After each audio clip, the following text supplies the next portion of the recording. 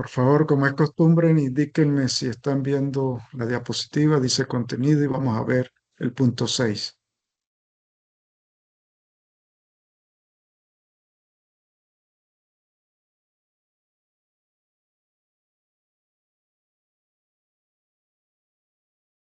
Bueno, muchachos, continuamos. Lo que nos falta es poco. Esperamos que en una hora logremos sacar todo.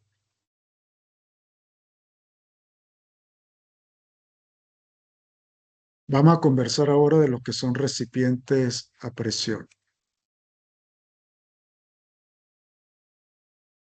Tenemos que tener en cuenta que los recipientes compuestos son aquellos formados por dos o más cilindros concéntricos, camisas, que se ensamblan mediante alguno de estas formas, ¿no? El ajuste por interferencia mecánica, los shrink fit, el ajuste térmico, que es la dilatación de la camisa externa, o una combinación de ambos. En la parte derecha observamos la figura, un recipiente concéntrico. En el color verde está la camisa externa o el cilindro externo. En la capa, ¿qué color podemos decir que es eso? Vamos a suponer que es amarillo, no me voy a poner a darle la cabeza que no me llegue el nombre. Es la camisa interna y entre ambas hay una zona compartida que es lo que llamamos condiciones de perdón, la interfaz, ¿no? Y es una presión que se comparte entre ellos dos. Bien, bueno, tenemos eso presente. Tenemos que tener en cuenta de que es algo similar a lo que han visto en Física 21 de cables coaxiales y en otras materias que siempre vemos casos similares. O sea, esto es algo típico en ingeniería cuando combinamos dos cilindros de alguna otra manera para hacer algo. En dibujo de máquina lo vimos, ¿no? Cuando vimos eh, tolerancias, el profesor nos explicaba lo que era la parte, la zona de concéntrica o la zona coaxial, ¿no? Entre dos piezas para definir ese campo de tolerancia. Así que tenemos que tener claro de que eso ya existe, ¿no? El propósito en nuestra mente, el propósito de este diseño de recipiente es inducir una precompresión en la camisa interna, de manera que cuando se aplique la presión interna, el esfuerzo circunferencial o tangencial máximo sea menor. O sea, la idea es disminuir el esfuerzo tangencial o circunferencial.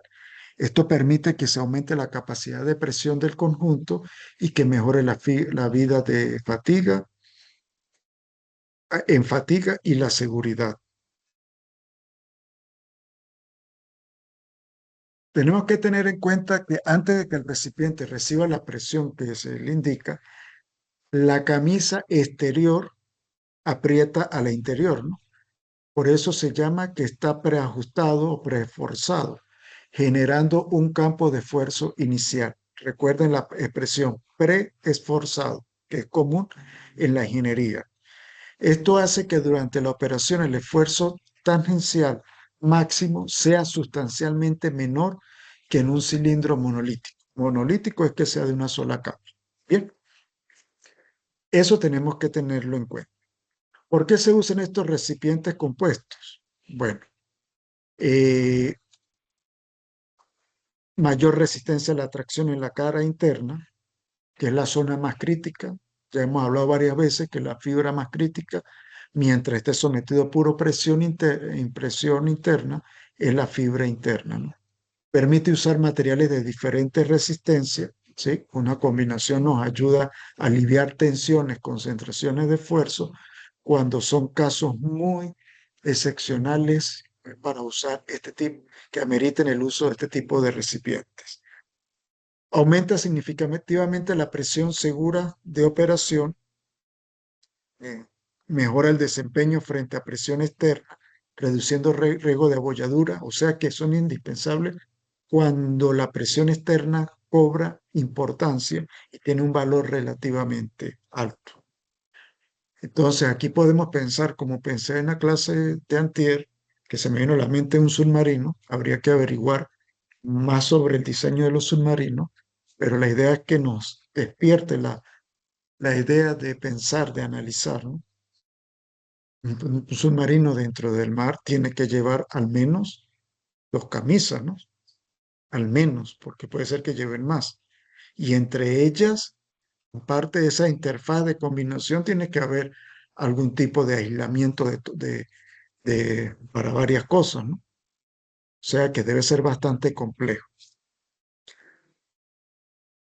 Flexibilidad en manufactura, es armado por secciones, eso ayuda en muchas cosas para que la manufactura se dé de mejor manera en comparación a uno monolítico donde se requiere trabajar con variaciones de presión muy fuertes. Ejemplos industriales que donde podemos ver esto en la artillería e ingeniería militar, que es donde históricamente se ha usado, los cilindros de aire comprimido, las líneas de transmisión reforzadas para petróleo, esto es común verlo bastante en la industria petrolera, recipientes para hidrógeno, esto es común en la industria criogénica, agujeros revestidos, perdón, donde hay un liner más sobrecamisado, las tuberías submarinas reforzadas para presión externa, entre otros casos, ¿no? Me llamó la atención esta parte de tuberías submarinas. Para el año 2012, eh, el bonito gobierno revolucionario tenía la magnífica idea de desarrollar el gran proyecto Mariscal de Ayacucho. Los indicios comenzaron como en el año 2002. Ese proyecto Gran Mariscal de Ayacucho, la idea era enorme, ah, genial, como cosa, pero como todo es lo que hace la Revolución Bonita, quedó en veremos.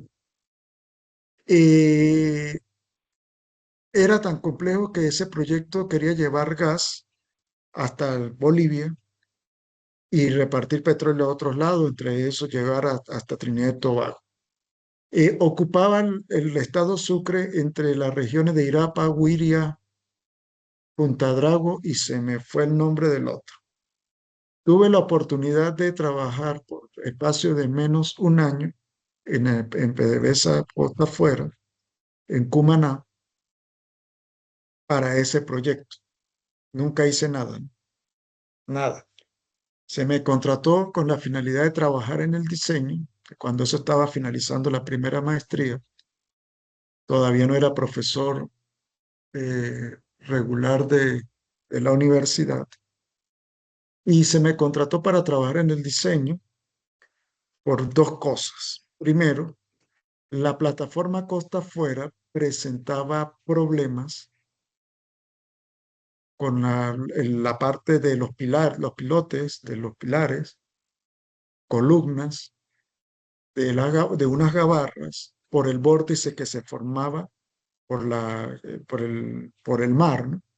Entonces, el vórtice es que se crea un vacío, eso lo tienen que haber explicado los profesores del área de ciencias térmicas, y eso origina un efecto que es completamente dañino al sólido de las columnas, provocando problemas de fallas catastróficos.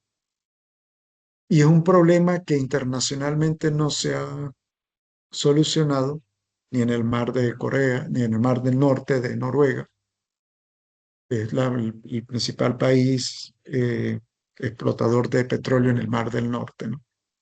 Bueno, continúo con la parte del mar Caribe y ahorita hablamos sobre ese problema del norte.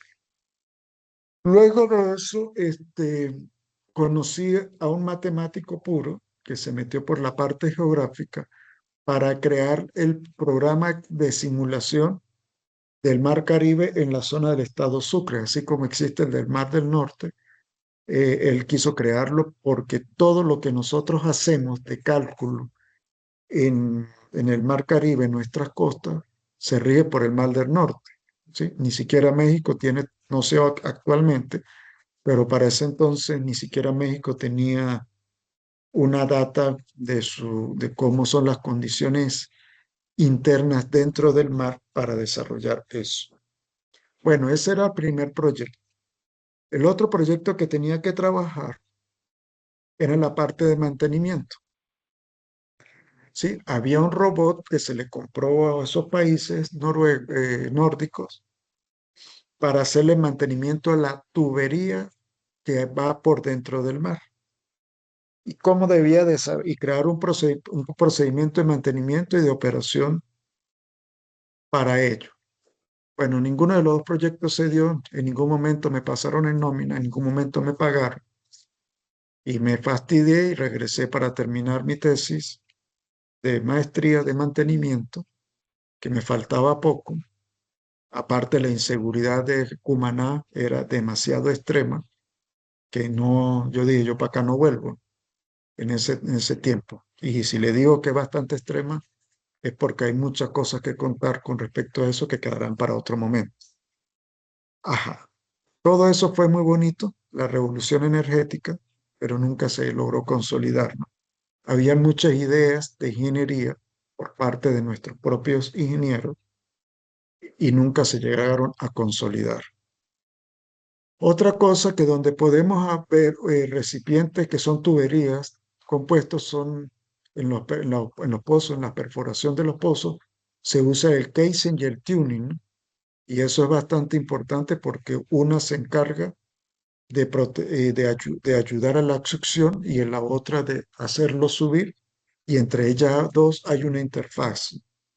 Es también importante, cuando haya oportunidades iremos conversando de muchos esos detallitos de la experiencia que uno haya tenido en el campo laboral para que ustedes sepan algo sobre ello. Vuelvo al caso de la plataforma, del problema. Cuando yo ya estaba haciendo la segunda maestría, la tesis de la segunda maestría, estaría comenzando con ella como en el 2016, el profesor José Alvarado, el profesor Alexis López de la Escuela de Civil y el profesor Carlos Torres, también de nuestra escuela, me imagino que lo conoce, de ciencias, del área de ciencias térmicas, se le preeminencia, ¿no? Por estudio. Se le ocurrió la brillante idea, no sé quién se la plantearía, de solucionar ese problema del vórtice, ¿no? Que era un problema que involucraba tanto civil como mecánica. Entonces ellos tres se reunieron y bueno, decidieron buscar unos conejitos de indias que hicieran ese trabajo.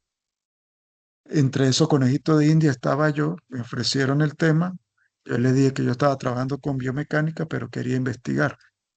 Entonces me llamó mucho la atención el tema y estaba a punto de dejar la prótesis, trabajar con diseños de prótesis por la parte biomecánica para irme por el lado de ellos, ¿no? Porque eso era algo demasiado novedoso. Entre esos días estaba concursando para quedar fijo, porque me retrasaron el concurso por problemas de la crisis económica en la universidad. Y entonces, hablando con la profesora Nayibe Jaramillo, que sé que la deben conocer, que era profesora del ciclo básico, que daba mecánica racional, con la que entablé cierta amistad, ella me enseñó algo que yo no sabía en ese momento, ¿no? Que eso era desleal, dejar a los tutores, porque aparte eran los que me estaban preparando en el área de diseño y todo lo demás. Entonces me convenció, ¿no? Y a Dios gracias que me convenció y seguí por ese lado, porque bueno, muchos de estos tres profesores que estaban con ese proyecto tuvieron que emigrar por un lado, se fueron a hacer otros proyectos, otras cosas, y no es que lo iban a abandonar a uno, ¿no? Pero quedaba uno solo con algo que era netamente puro análisis matemático de alto nivel, ¿no? Que Dios sabe si hubiese podido con todo yo solo, ¿no? En ese entonces. Hoy de repente puede ser que él haga eso. Ya hay muchas herramientas que ayudan, comenzando por la inteligencia artificial. La profesora que trabajó con ellos, me imagino que sí la han escuchado a sus amigos, compañeros de la Escuela de Ingeniería Civil. Ella sí está en la facultad. Yo la conozco muy poco, conversé con ella una o dos veces. Se supone que si yo me le acerco, ni siquiera se acuerda mío. María Eugenia, creo que se llama ella, no recuerdo el apellido. Comenzó dando matemáticas especiales y ahorita está dando algo propio del profesional. Ella creo que sí hizo esa tesis para su maestría. Creo que la hizo. No sé si cambió después de tema, ¿no? Pero ella comenzó con ese tema. Bueno, volviendo a la clase, tenemos que tener en cuenta que en los recipientes compuestos modernos, ¿sí? Yo no sé bien cómo se pronuncia en inglés la palabra, ¿no? Pero yo la escucho mucho a los de habla hispana y no sé si la pronuncian bien, ¿no? Y se usa la expresión en muchas cosas ahorita, ¿no? Hasta en la parte gerencial. Composite. No sé si está bien. Después la investigo, ¿no? Para decir composite pressure vessels, que sería cilindro de presión compuesto, ¿no? Los modernos, en la segunda camisa, o sea, la que está externa, es una fibra enrollada, no metálica. O sea que ha avanzado mucho la ingeniería en esa parte. Continuamos. ¿Cómo desarrollamos estos problemas cuando son recipientes compuestos? A simple vista, lo primero que encontramos es tres ecuaciones que ya conocemos, ¿no? Que son las ecuaciones de Lamé. O sea, tenemos que tener la agilidad estas son las ecuaciones de Lamé, ¿no?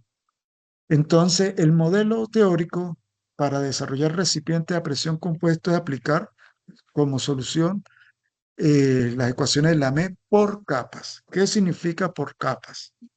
Que tenemos que evaluar las condiciones de fronteras. Entonces, en la cara interna del cilindro sabemos que el esfuerzo tangencial es igual a la presión interna, pero con signo negativo porque está en compresión. Vuelvo a decirles ahorita, investiguen si no saben, yo supongo que lo saben, ya pasaron por mecánica de materiales 1, cuál es la diferencia entre esfuerzos y presiones. No es lo mismo. Para la superficie externa del cilindro sabemos que el esfuerzo tangencial es igual a la presión externa y es negativa también porque esa presión externa es significativa para que se trabaje con este tipo de recipiente y ejerce el efecto compresivo. Pero vamos para la parte más crítica, que es la que tenemos que tener cuidado, que es la interfaz común. En esa interfaz común, el esfuerzo tangencial, ¿sí? Y recuerden que ahora el esfuerzo tangencial y circunferencial, ¿no? Tienen que visualizarlo, ¿sí? Agarren un lapicero en este momento o el lápiz y pásenle el dedo por todo, por el medio de ellos, ¿no? Y gírenlo. Ese es el esfuerzo tangencial. O sea, no es el esfuerzo como tal, ¿no? Sino la dirección del esfuerzo tangencial como tal, ¿no? Ojo con eso. Yo estoy ya suponiendo que estamos claros con los términos porque para llegar a este nivel ya lo tienen en cuenta, ¿no? Entonces, igual una presión de contacto. Y esa presión de contacto P sub C que aparece entre la interfaz, entre las dos camisas del cilindro compuesto, surge después del montaje de interferencia, ¿no? O sea, ya hay algo ahí que está influyendo. ¿De dónde sale? La camisa externa se calienta y se dilata, bien sea por efecto de presión, efectos térmicos o por los esfuerzos que origina la presión externa.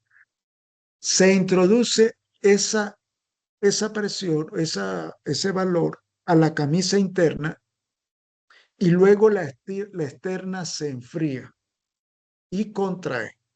O sea que va a buscar un equilibrio térmico, y más si está influyendo en la temperatura, en donde aparece una presión radial hacia adentro en la interfaz, mientras que la interna sufre una presión hacia afuera. ¿Sí? O la externa busca introducirse y a lo que llega a la interna con la misma presión interna, o sea, los esfuerzos buscan de alguna manera volver hacia el exterior. Esto genera comportamiento mecánico equivalente a aplicar una presión radial entre ambas camisas. ¿Sí? Eso es un efecto muy análogo, ¿no? Un estado inicial de preesfuerzo que redistribuye las tensiones, los esfuerzos, ¿no? Recuerda que cuando hablamos de tensiones hablamos de esfuerzos. Y ese estado de preesfuerzo es porque está preesforzado y es un ajuste previo que se realiza porque están en contacto primero por la manufactura y luego por las condiciones del entorno.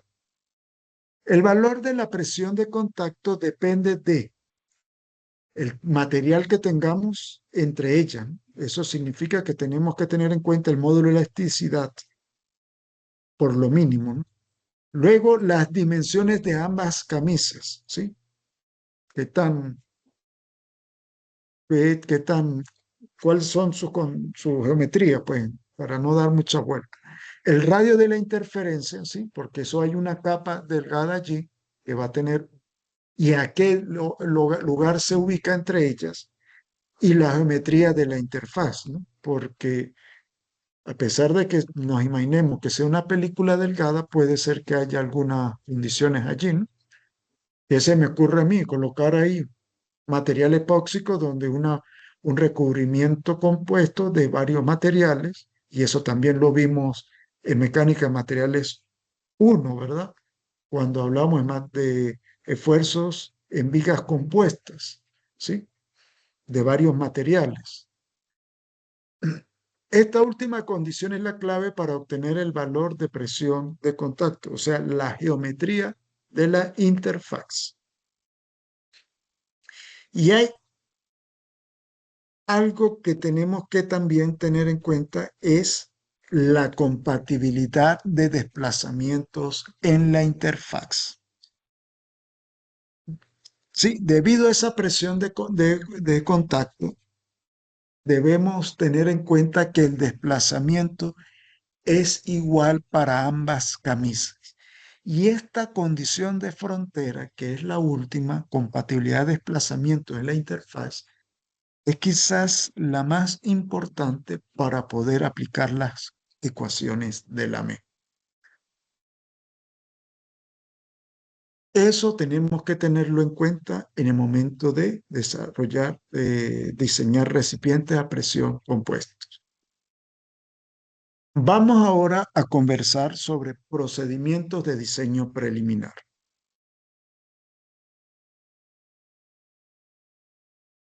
El diseño preliminar tiene como objetivo estimar la geometría, los materiales y las cargas a las cuales está sometido un recipiente y verificar la integridad básica del recipiente presurizado antes de aplicar otras solicitaciones exteriores y el análisis normativo correspondiente. En el caso de recipiente a presión, generalmente se usa la norma ASME. Como solicitaciones exteriores, la palabra solicitaciones, recordemos que ya se lo he dicho, nos referimos a cargas, a fuerzas. Sí, por lo mínimo, porque pueden haber otro tipo de solicitaciones, cosas que influyan en el diseño de que por bien ven, vengan de la parte exterior del elemento estructural o componente de máquina que estamos estudiando. Antes de continuar, hablemos de algo que su profesor de Mecánica de Materiales 1 debe haberles conversado. ¿Cuáles son las variables del diseño? Como variable de diseño, no importa el orden como las vaya a colocar, tenemos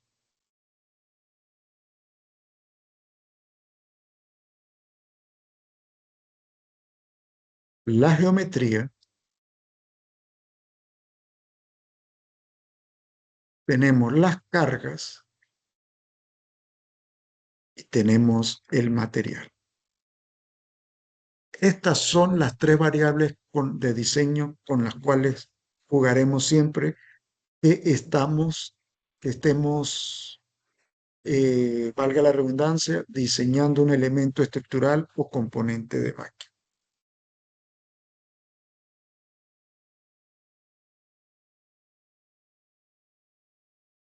se relacionan unas con otras.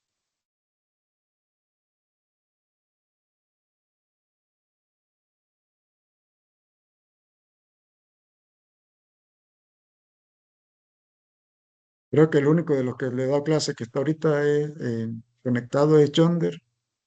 Fíjese que ya voy mejorando la letra con una tableta de gráfica, ¿no? Ha mejorado un poco. Bueno, nosotros generalmente conocemos dos de estas variables y necesitamos definir una tercera. Podemos conocer la geometría de las cargas para definir el material. Podemos conocer las cargas y el material para definir la geometría. Y podemos conocer la geometría del material para definir las cargas. Eso es lo que generalmente sucede en cualquier problema de diseño, ¿sí? Dado dos condiciones, obtener la tercera, que sería la variable. Pero no siempre es así. Puede haber el momento en el que solamente tenemos una conocida y tenemos que indagar de alguna manera con otras dos. Y puede ser que el diseño sea tan complejo que no tenemos con qué partir, que ninguna de las tres la conocemos 100% y tenemos que indagar de una manera más profunda. Esa manera de indagar es propia sin importar si conocemos una, dos o tres. Ese proceso, esa parte, esa metodología del proceso del diseño lo llamamos proceso iterativo, que corresponde a desarrollar las cosas a través de un ensayo y error, pero no a lo loco, ¿no? El proceso iterativo de tanteo no es a lo loco. Tenemos que partir de las especificaciones de diseño y de las especificaciones de desempeño, más los conocimientos previos que nosotros tenemos de la ingeniería conceptual de lo que deseamos desarrollar para luego llegar a una ingeniería de detalle. Y eso nos lo enseñó el profesor de dibujo de máquinas, ¿sí? Porque también eso es área de diseño. Entonces, teniendo presente esas tres cosas, geometría, carga y material, nosotros siempre vamos a desarrollar el diseño. ¿Qué sucede cuando esas tres variables no son variables, sino que son conocidas? Entonces, en ese caso, nosotros hablamos de análisis, no de diseño, sino de análisis, porque las tres la conocemos y buscamos determinar qué tan confiable es nuestro diseño a través de algo que ya conocemos que es el factor de seguridad. Bueno, si estamos trabajando con el método de esfuerzos admisibles que aprendimos en mecánica de materiales 1, para calcular ese factor de seguridad tenemos que conocer la resistencia del material y el esfuerzo admisible, que es el máximo que puede soportar el elemento estructural o componente de máquina. Muy bien, con solamente esta laminita les he dicho cómo van a resolver la actividad que les acabo de enviar sobre recipientes a presión. Así que lo tienen grabado, se lo tienen explicado de la mejor manera para desarrollarlo. Volvemos acá. Les decía que al finalizar lo que hice, que el método que aplicaremos en esta unidad es el método de los esfuerzos admisibles aplicado en el curso de Mecánica de Materiales 1. Sin embargo, para determinar el factor de seguridad, podemos aplicar otros métodos. Y esos métodos los vamos a aprender en la unidad 3 y 4. Por lo menos los más comunes, porque todavía existen otros más que son más analíticos, más busca de nuevas estrategias y queda para estudios más avanzados. Tengamos en cuenta De la metodología, ¿cómo se las indiqué? Fíjese lo que le, pero aplicada al caso de los recipientes a presión para la actividad, consiste en obtener cargas, seleccionar material, elegir el modelo adecuado, si es pared delgada o gruesa, considerar si hay geometrías compuestas o no, o si es necesario diseñarla como geometría compuesta, validar el tipo de geometría y considerando los principios de manufactura y evaluar el diseño preliminar ya al final. Y fíjense que los ejercicios que le mandé a hacer del 2 al 5 consiste en esto. Tengamos en cuenta que el diseño preliminar no es un diseño normativo, pues no cumple con las normas directamente, en este caso para recipiente a presión con la norma A, sino que es la base que permite decidir si la geometría es viable, si el material es el adecuado o si está soportando o si va a soportar las cargas adecuadas. Este diseño preliminar se fundamenta en los esfuerzos principales, en el esfuerzo cortante máximo en caso que tengamos que aplicarlo, en las cargas reales del proceso y los límites admisibles del material. Por eso llamamos esfuerzos admisibles. Tengamos eso presente bajo las siguientes consideraciones. Necesitamos determinar presiones, necesitamos verificar la relación radio-espesor, aplicar ecuaciones de la teoría de membrana o la teoría de Lamé, determinar esfuerzos principales, calcular factor de seguridad, evaluar espesores y revisar los efectos térmicos si es que están presentes o no. Bueno, pasamos a la última parte con un nombre muy extraño para nosotros, que es la introducción a la teoría de Cascaroni. ¿Y qué tendrá que ver esto con recipientes a presión?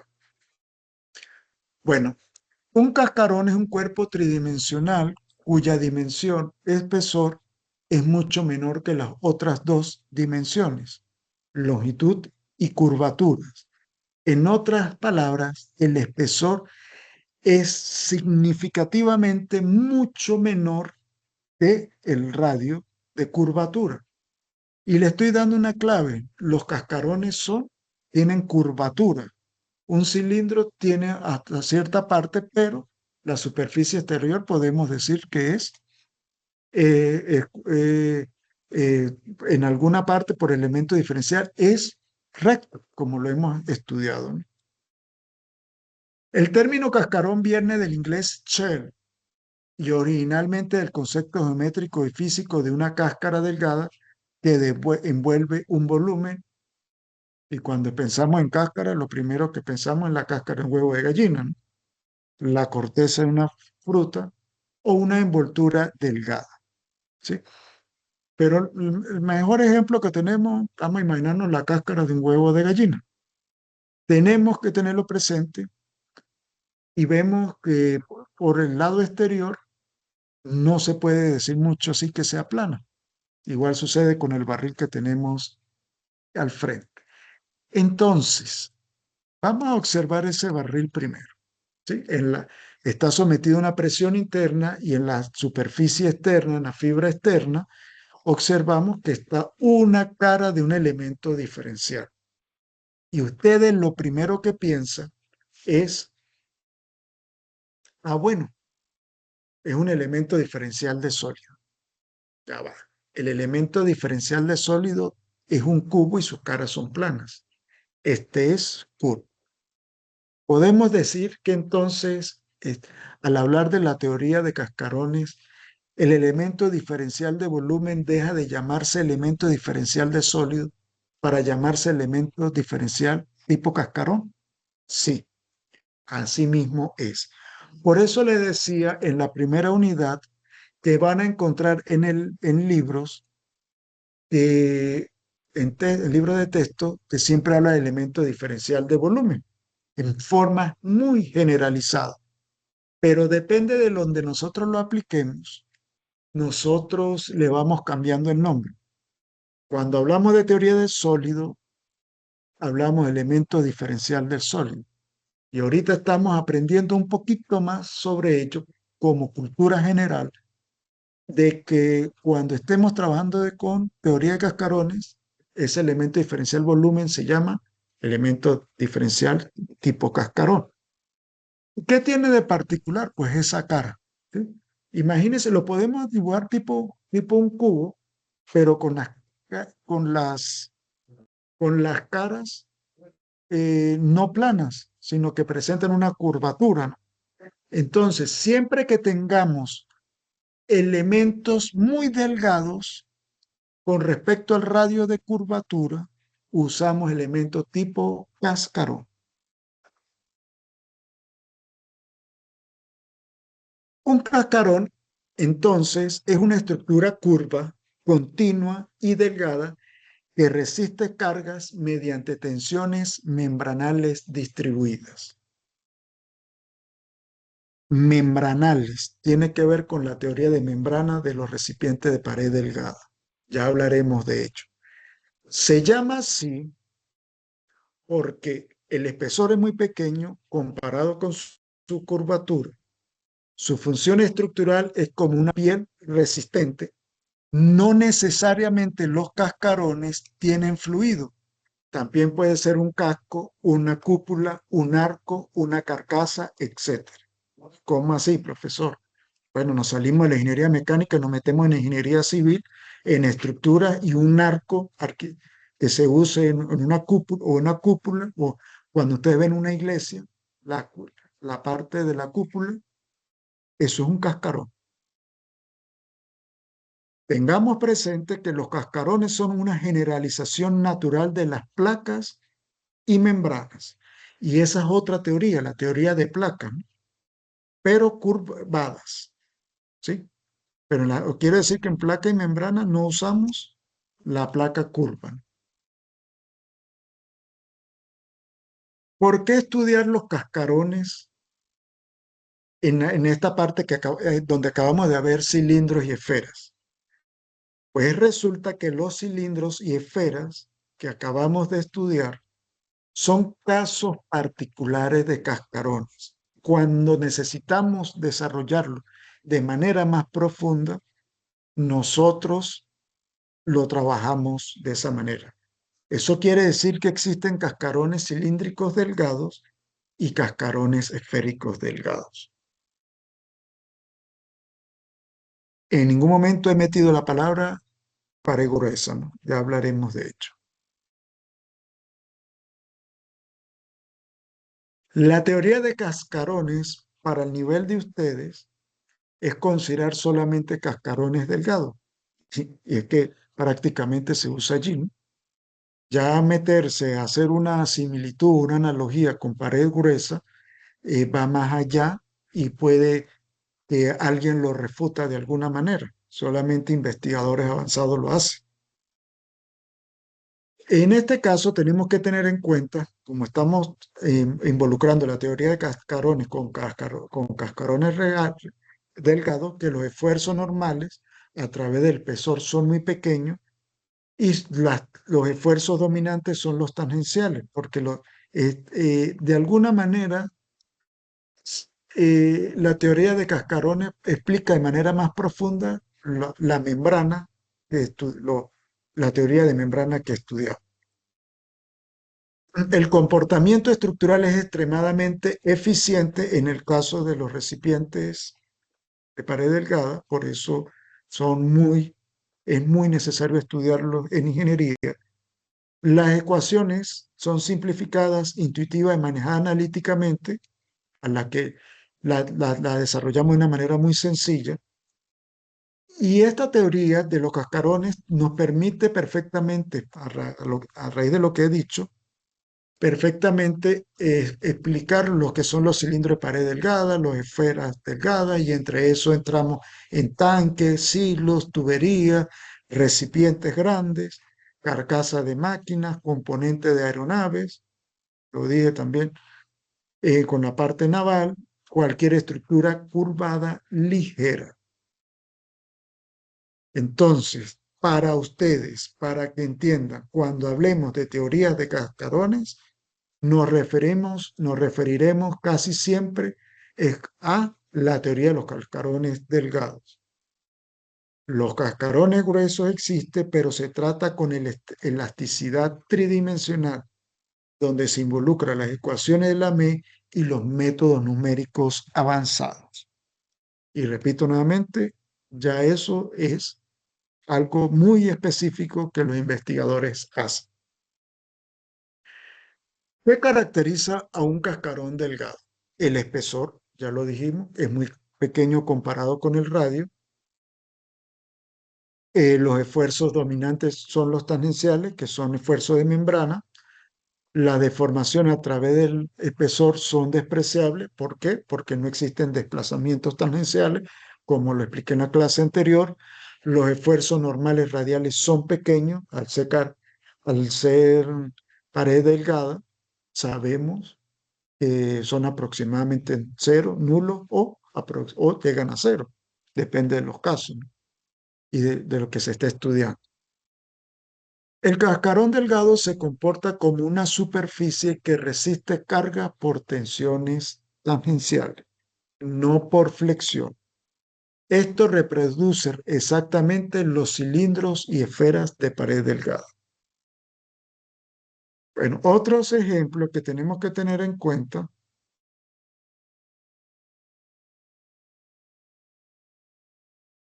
son los cascos de un submarino, la concha de un avión o fuselaje, el casco, ¿cómo se me fue el nombre? Un chasis del auto, lo podemos hacer una simulación con ello, cúpulas, arco y paraboloides en ingeniería civil, carcasas de turbinas, bombas y motores, teniendo siempre presente que el término más general de cascarones abarca geometrías curvadas de aplicación estructural. Y bueno, ahí tenemos los modelos, el tipo y las ecuaciones dominantes. Recordemos que sigma su tita es esfuerzo tangencial y sigma su zeta es esfuerzo longitudinal. Bien.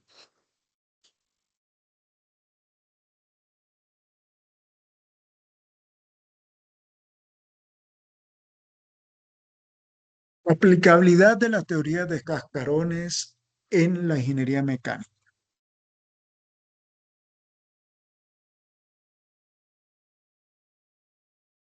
Lo primero que tenemos que tener en cuenta es que un cascarón es más eficiente que un bloque sólido, ¿sí? Algo que sea más, valga la palabra, creo que vale ahorita decirlo, un cuerpo rígido que cuerpo deformable, ¿sí?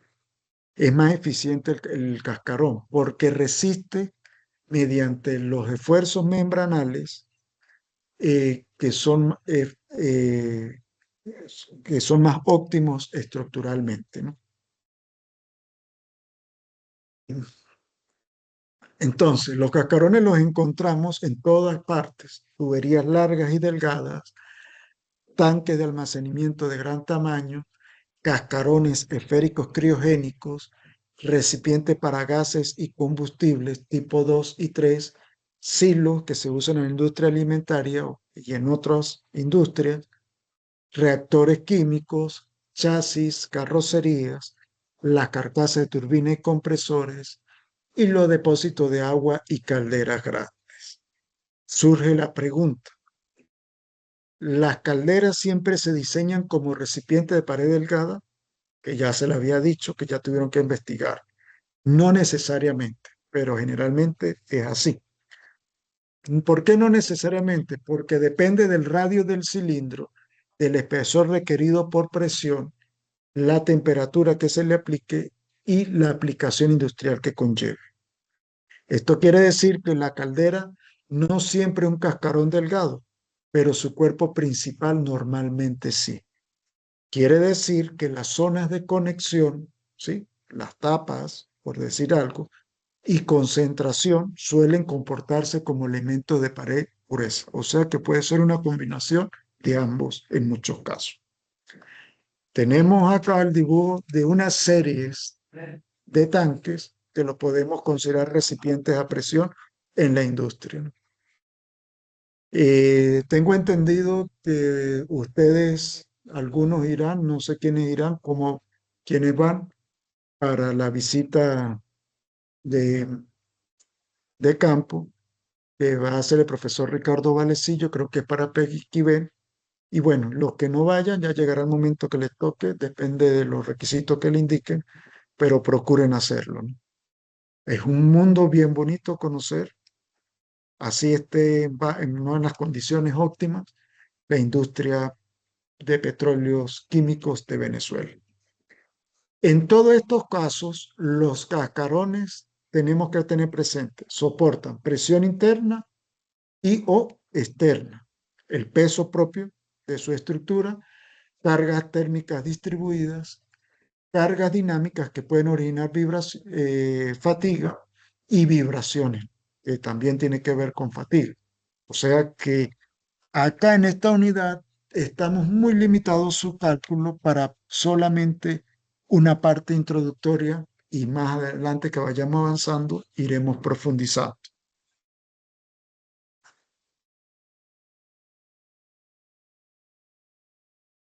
Vienen y me indican entonces la importancia de los cascarones en la aplicación del método de elementos finitos.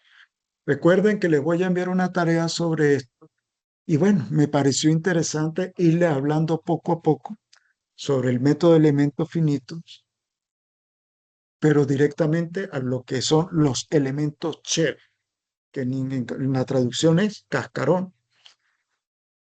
Y es importante porque cuando uno trabaja con elementos finitos a través de un programa, bueno, así sea manual o no, uno tiene que escoger el tipo de elemento. Y ese tipo de elemento va a tener propiedades geométricas, mecánicas, entre otras, directamente, o se la proporcionamos. ¿Sí? Entonces, lo primero que tenemos que tener en cuenta es visualizar lo que es un elemento shell o cascarón. Y fíjense que a la parte del lado aparece como se dibujan elementos finitos a través de la identificación de sus nodos IMJP, NKLO. Y en la parte superior lo vemos en tercera dimensión, donde están esos nodos ubicados y cómo se llevan al plano. ¿Sí?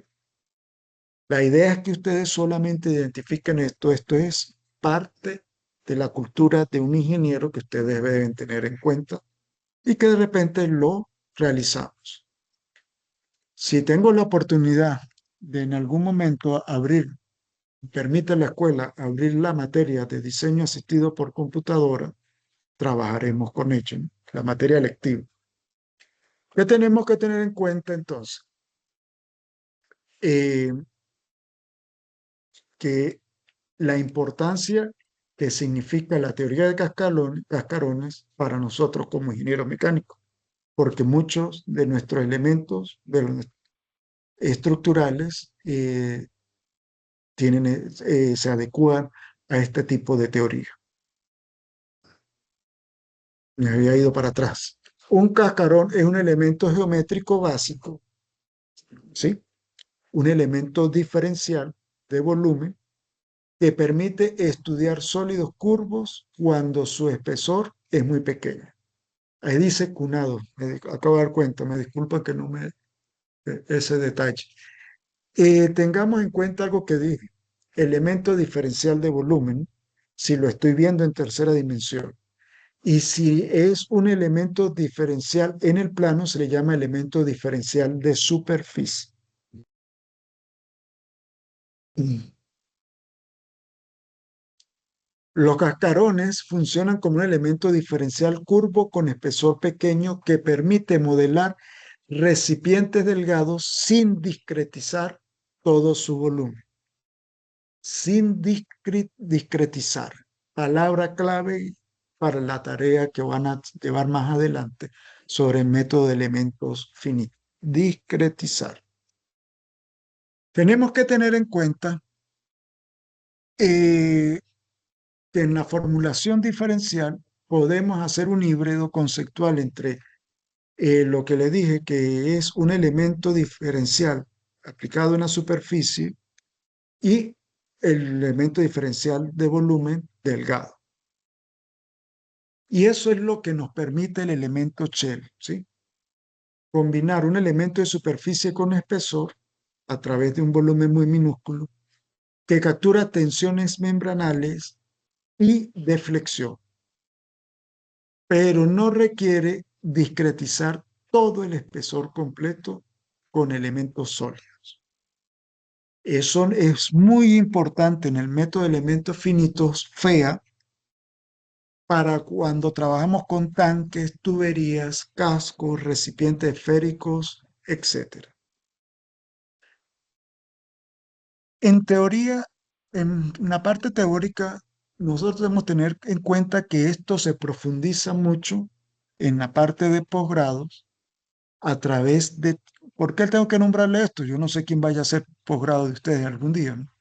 Si lo manda la empresa, lo que sea. Si me pregunta ahorita, le digo que ninguno. ¿Sí? Andan pendientes de la comida ahorita o de comer o alguna otra cosa, ¿no? De dormir o de irse para hacer otra cosa. Pero en el momento en que llegue, eh, llega a ser muy complejo, donde se involucran teoría lineal de Love-Kirchhoff, aparece nuestro muy querido llamado Kirchhoff, la teoría de Reisner-Minden, no recuerdo la pronunciación, Mindlin, que son para cascarones moderadamente gruesos, y existen cosas que tienen que ver con el desacople de membrana, flexión y curvatura.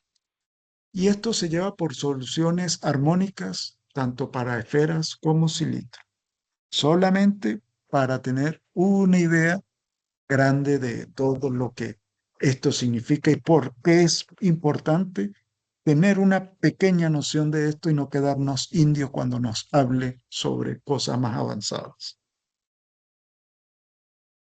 Hemos finalizado, dejamos de compartir. Por favor, encienda la cámara.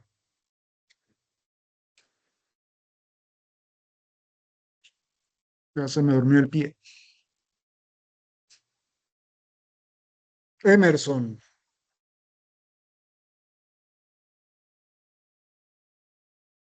Emerson prefiere que lo vean virtualmente, o sea, no está presente.